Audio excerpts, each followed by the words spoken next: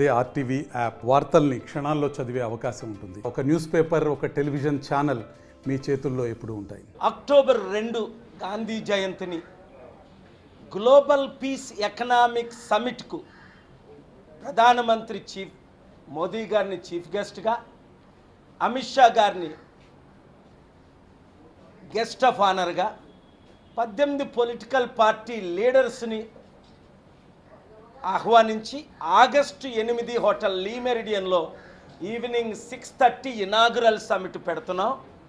అనేక మంది ఎంపీలు వేరియస్ పొలిటికల్ పార్టీ నుండి ఈ సమిట్కు, తద్వారా నిరుద్యోగులకు ఉద్యోగాలు, కొత్త కంపెనీల ద్వారా ఇన్వెస్ట్మెంట్స్ వస్తాయని మద్దతు తెలుపుతున్నారు. అయితే demonic forces with political agenda, evil forces, they are trying to stop this summit. ఎప్పుడైతే రేవంత్ రెడ్డి తమ్ముడు ఈ సమిట్కి నా పూర్తి మద్దతు ఇస్తున్నానని ప్రకటించాడో ఆయన మీద ఒత్తిడి వచ్చింది. అలాగే వైసీపీ, టీడీపీ, బీఆర్ఎస్ ఎంపీలు ఎప్పుడైతే నన్ను కలిసి కాంగ్రెస్ ఎంపీలు మద్దతు ఇస్తున్నారో వాళ్ళ మీద ఒత్తిడి వస్తుంది. సో దీన్ని ఎక్స్పోజ్ చేయడానికి, అవసరమైతే కోర్టు డైరెక్షన్ ద్వారా ఈ సమిట్ని నడపడానికి నేను ఢిల్లీ రావడం జరిగింది. ఎందుకు ఈ రాజకీయ నాయకులకు ఇంత కుట్ర? వాళ్ళు పెట్టట్లేదు, మనల్ని పెట్టనివ్వట్లేదు. చూడండి, ఇప్పుడు బడ్జెట్ గురించి మాట్లాడతా 1 మినిట్.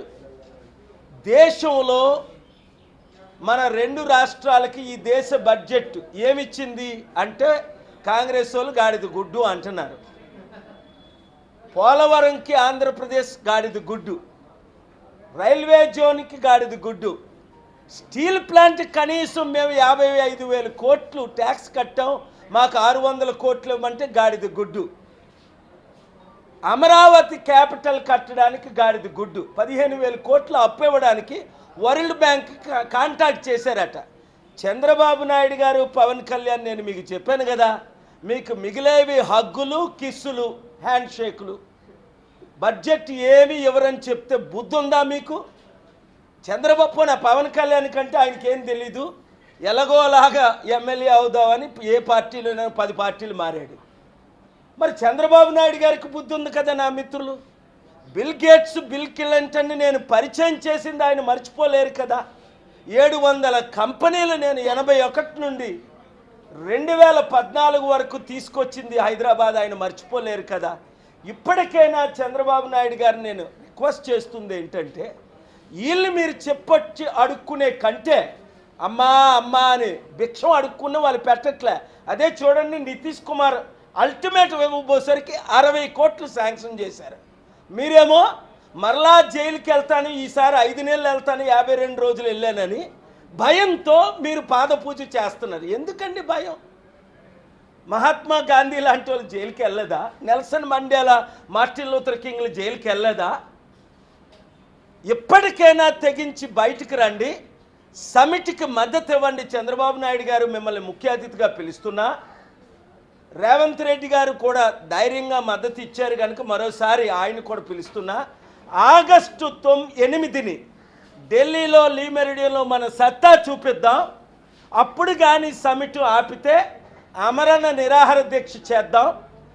మన సమిట్ ద్వారా తెలంగాణకి మినిమం 1,00,000 కోట్లు ఇన్వెస్ట్మెంట్స్, 1,00,000 ఉద్యోగాలు, ప్రతి నెల అంటే సంవత్సరానికి 12 లక్షల ఉద్యోగాలు ఎట్లా తీసుకొస్తాం? చైనా కోట్ల ఉద్యోగాలు ఎలా తీర్చింది అట్లాగే ల్యాండ్లో లీజుకి ఇస్తాం 99 సంవత్సరాలు, కంపెనీలు తీసుకొస్తాం, స్పెషల్ స్టేటస్ కొరకు ఫైట్ చేద్దాం, అభివృద్ధి చేసుకుందాం, అడుక్కోవడం మానేద్దాం, తెలుగు సత్తా చూపిద్దాం. Thank you very much.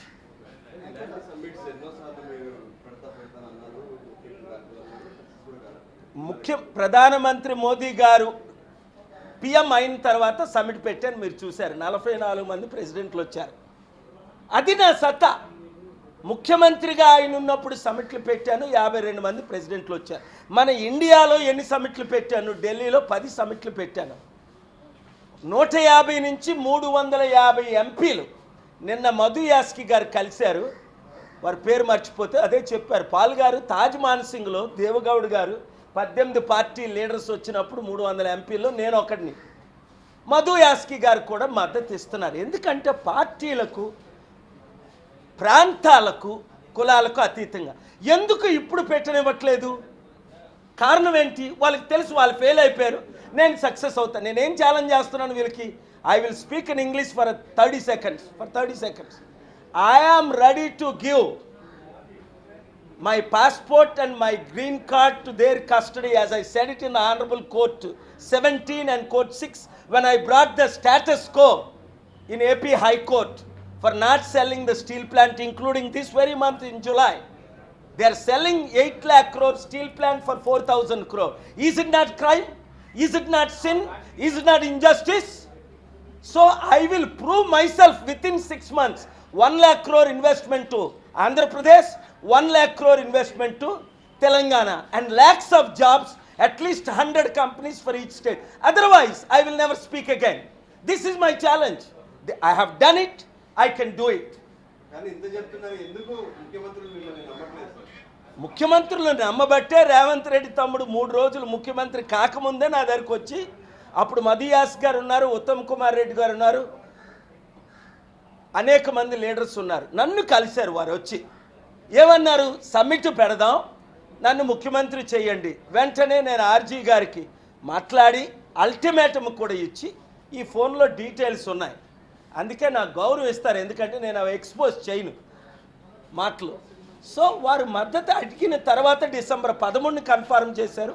జనవరి 29ని మీరు చూశారు, చక్కగా నా ప్రక్కన కూర్చోమంటే లేదు సార్ నేను నిలబడతాను అన్నారు రేవంత్ రెడ్డి తమ్ముడు. పక్కన కూర్చొని మరి ఇన్విటేషన్ ఇచ్చారు. ఆయన వల్ల తప్పు లేదు. ఆయనకి కాంగ్రెస్ నుంచి ఒత్తిడి వస్తుందా, చంద్రబాబు నాయుడు నుంచి ఒత్తిడి వస్తుందా? ఇప్పుడు ఆగస్టు 3 ఆయన అమెరికా వెళ్తున్నారు, కోట్లు ఖర్చు పెట్టి. ఎవరిని కలుస్తారు? అదాని లాంటి వాళ్ళు కూడా కలడానికి అక్కడ ఎవరు లేరు. అక్కడ అందరూ మిలియనర్సే ఉన్నారు, ఇండియన్స్, తెలుగు వాళ్ళు. వాళ్ళు ఏం చేస్తారు? సారీ టు సే, వాళ్ళు ఏమైనా ఇన్వెస్ట్మెంట్ చేస్తారా? అదే నేను జెఫ్ బేజోస్తో మీటింగ్ ఏర్పాటు చేశాను రేవంత్ రెడ్డికి, అమెజాన్ ఓనర్తో, ఇలాన్ మస్క్తో మీటింగ్ ఏర్పాటు చేశాను. ఇలాంటి మీటింగు 10 మీటింగులు కన్ఫర్మ్ చేసి నేను రేవంత్ రెడ్డికి ఇచ్చాను. హైకోర్టు ఆంధ్రప్రదేశ్కి ఏ విధంగా నేను స్టీల్ ప్లాంట్కి $1 billion to $5 billion డొనేషన్స్ తెస్తాను అడిగితే కోర్టులో 10 సార్లు ప్రశ్నించారు. ఎక్కడుంది అమౌంట్? చూపించా. ఎవరిస్తున్నారు? చూపించా. ఎందుకు ఇస్తున్నారు? చూపించా. వాళ్ళ కంపెనీలు పెట్టుకోవడానికి 99 years లీజ్. ఇది అందుకే 10 కోర్టుల్లో 10 కేసుల్లో 10 గెలిచాను. Supreme court, Telangana high court, AP high court. అంటే కోర్టులే నాకు ఫేవరబుల్గా రూలింగ్ ఇచ్చి 10,000 కోట్లు కామారెడ్డి ప్రాజెక్ట్ నా పేరే లేదా? కేసీఆర్ గారు ఆయన పుట్టినరోజుని సెక్రటరేట్ ఓపెన్ చేస్తున్నానంటే ఆర్గ్యూ చేసి ఆపేనా లేదా? స్టీల్ ప్లాంట్ అమ్మకాన్ని ఆపేనా లేదా? ఇలాంటి 10 ఆర్డర్స్ ఒక లా డిగ్రీ లేకుండా నేను ఒక లాయర్గా పార్టీ ఇన్ పర్సన్ ఆర్గ్యూ చేసి ఇంతమందికి మేలు చేస్తున్నానా లేదా? నేను చేశాను, చేయగలను, తెచ్చాను, తేగలను. అందుకనే ఈవీఎంల ద్వారా ఈసారి ఎలక్షన్లు నడిపాను. Let's forget that.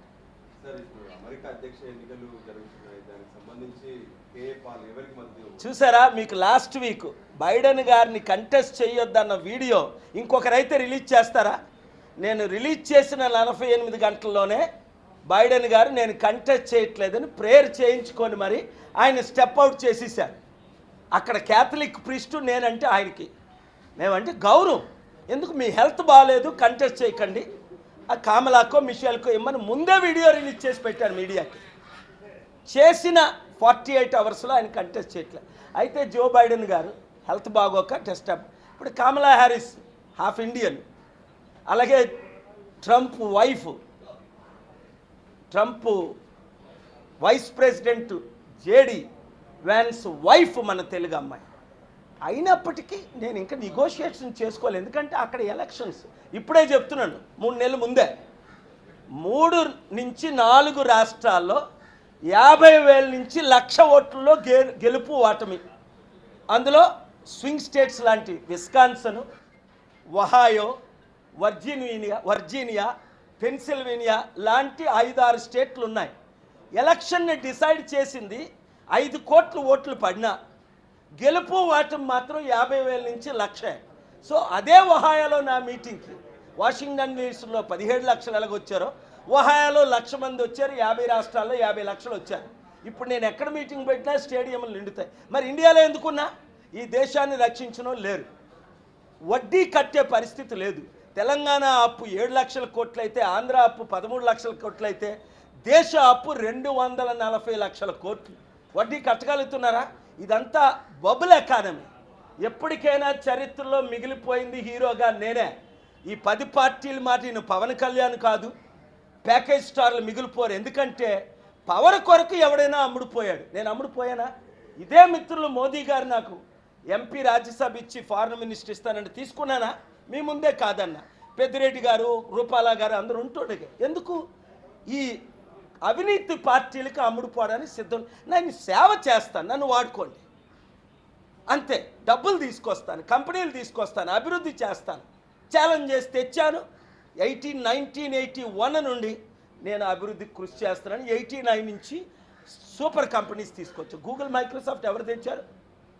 ఇదే ఢిల్లీ బిల్ గేట్స్ పేరు వినకముందు చంద్రబాబు నాయుడు గారిని దేవగౌడ్కి ఎవరు పరిచయం చేశారు? అప్పుడు ఆయన ప్రధానమంత్రిగా నేనే కదా. ఇవన్నీ సాక్ష్యాలు రుజువులతో ఉన్నాయి కదా. అందుకనే చంద్రబాబు నాయుడు గారు ఈగోను పక్క మీడియా ద్వారా ఇన్వైట్ చేస్తున్నాను. Le Meridien program at 6:30 in the evening. All ఎంపీస్ని, ఆల్ లీడర్స్ని, ఆల్ పొలిటికల్ పార్టీస్ని. If you support, we will be blessed. If you don't support, country will suffer, not myself. But I have decided to continue my fight for the sake of 150 crore precious Indians.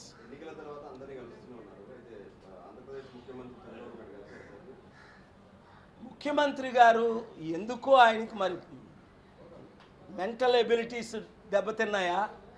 కలనోళ్ళని కలుస్తున్నారు, కలవకూడని. అప్పుడే చెప్పాను, మీరు మీడియాలో చూశారు. మీకు special status ఇవ్వరు, special package ఇవ్వరు, పోలవరం కట్టరు, అమరావతి క్యాపిటల్కి డొనేషన్స్ ఇవ్వరు. నేను చెప్పిన 10లో 10 జరిగాయా లేదా? కండిషన్ పెట్టమన్నా. మీరు వచ్చి రాని ఇంగ్లీష్తో ఇద్దరును, చంద్రబాబు నాయుడును Pawan Kalyan, yes sir, your honour sir, sir your sir అంటాడు. ఈడు ఇలాగ జుత్తు ఎగరేసుకుంటూ. మోదీని ఏం చేశాడు సారు? ఈయనకు ఉప ముఖ్యమంత్రి పోస్ట్ ఇచ్చారు, వీళ్ళు 0 అవ్వడానికి. ఇప్పుడు ఫెయిల్ అయిపోయారు కదా. అదే ఇద్దరు అప్పుడు పొత్తులు పెట్టుకోకముందే, మద్దతు ఇవ్వకముందే కండిషన్స్ పెట్టుంచవలసింది. ఫస్ట్ మాకు స్పెషల్ స్టేటస్ కావాలి, ఎందుకంటే ప్రామిస్ చేశారు. ఇప్పుడు నేను ఏపీ హైకోర్టులో అది పిల్ వేస్తున్నాను, ఆర్డర్ తీసుకొస్తాను, స్పెషల్ స్టేటస్ కొరకు ఫైట్ చేస్తున్నాను. I'm ready to fight at any cost for the sake of my Telugu people, 15 crore in the world and rest of the Indians. Thank you very much.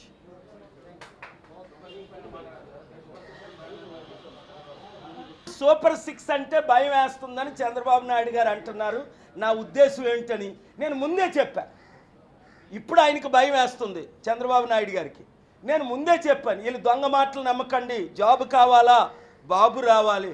బాబు ఇంతకుముందు రాలేదా? 14 సంవత్సరాలు జాబులు ఎక్కడిచ్చావు నువ్వు? నీకు జాబులు ఇవ్వడం వచ్చేటి. హైదరాబాద్ నేను కట్టాను అంటాడు, నిజంగా ఈయన కట్టినట్టు. నేను తెచ్చిన బిలియనీర్లు మీ కళ్ళతో అందరూ చూశారు. బిల్ గేట్స్, బిల్ క్లింటన్ మొదలుకొని పెద్దలందరినీ. బంకర్ హంట్ని ఎవరు తెచ్చారు? జేబీ హంట్ని ఎవరు తీసుకొచ్చారు? ఇన్ని కంపెనీలు ఎవరు తీసుకొచ్చారు? ఆయనకి వాళ్ళ పేర్లైనా తెలుసా కనీసం? వీళ్ళందరూ నా మీటింగ్లు అటెండ్ అవుతున్నారు కదా 89 నుంచి. కనుక అప్పుడు వాగ్దానాలు ఏమని? మేము మీకు భవిష్యత్తు నా గ్యారంటీ అన్నారు. అంటే మళ్ళీ జైలుకి వెళ్ళకుండా ఉండడానికి ఎన్నో వాగ్దానాలు చేశారు. అయినప్పటికీ వీళ్ళు జైలు జీవితం తప్పదు. ఇప్పుడు ముఖ్యమంత్రిగా ఉన్న జైల్లో ఉన్నట్టే. ఇచ్చిన వాగ్దానాలు నెరవేర్చిన వాళ్ళు జైల్లో ఉన్నట్టు. నేను ఫ్రీగా తిరుగుతున్నా. ఎందుకు? నేను ఇచ్చిన వాగ్దానాలు ప్రతి నెరవేరుస్తున్నాను. ఆగస్టు 8ని ఇప్పుడైనా సరే మోదీని ఎంత ఘోరంగా ఆయన తిట్టారు. టెర్రరిస్ట్ అన్నారు, పెళ్లి చేసుకొని పెళ్ళాన్ని పోషించలేనని అన్నారు చంద్రబాబు నాయుడు గారు. ఎంత ఘోరంగా అంత తిట్టిన చంద్రబాబు నాయుడు ఇప్పుడు మోదీ గారిని ఎందుకు కలుస్తున్నారు? మరలా వచ్చి అమ్మా భిక్షం పెట్టు. అరే అడుక్కోవడం ఎందుకు? తెలుగు సత్తా ఎన్టీ రామారావు గారు నేర్చుకో, పివి నరసింహరావు గారి దగ్గర నేర్చుకో, కే పాల్ దగ్గర నేర్చుకో. ఎవరినైనా అడిగానా? 43 సంవత్సరాలు 2200 శాంతి సభలు, సమిట్లు 155 దేశాల్లో పెట్టాను. ఎవరి దగ్గర ₹1 తీసుకున్నానా? 5 లక్షల కోట్లు కుడి చేతితో ఇచ్చి ఇదే ఢిల్లీలో నా సమిట్లు పెడుతుంటే 150 మంది ఎంపీలు పిలిస్తే 300 ఎంపీలు వచ్చేవారు. లీడర్స్ అందరూ వచ్చారు. ప్రతి పార్టీ లీడరు కూడా నా బ్లెస్సింగ్స్ తీసుకున్నారు. కానీ ఇప్పుడు ఎందుకు సమిట్లు పెట్టనివ్వట్లేదని ఎక్స్పోజ్ చేయడానికి వచ్చా. కోర్టు డైరెక్షన్ తీసుకుంటా. ఎందుకంటే రేవంత్ రెడ్డి కూడా ఫెయిల్ అయిపోయాడు. 8 నెలలు అయింది ఆయన ముఖ్యమంత్రి అయ్యి, ఒక్క వాగ్దానం నెరవేర్చలేకపోతున్నారు. ఫెయిల్ అవ్వకూడదనే నేను మద్దతు ఇస్తాను. ఎందుకంటే మన రాష్ట్రాలు చూసారా ఆ గాలి ఎలా పీల్చారో అలాగ మన రాష్ట్రాల్లో ఉన్న గాలిని పీకేస్తున్నారు. ప్రజలు సర్వనాశనం అయిపోతున్నారు. Thank you for the question. మరిన్ని వీడియోస్ కోసం ఛానల్ ని సబ్స్క్రైబ్ చేయండి. లేటెస్ట్ అప్డేట్స్ కోసం వాట్సాప్ ఛానల్ ని ఫాలో చేయండి. అండ్ లింక్ డిస్క్రిప్షన్ లో ఉంది.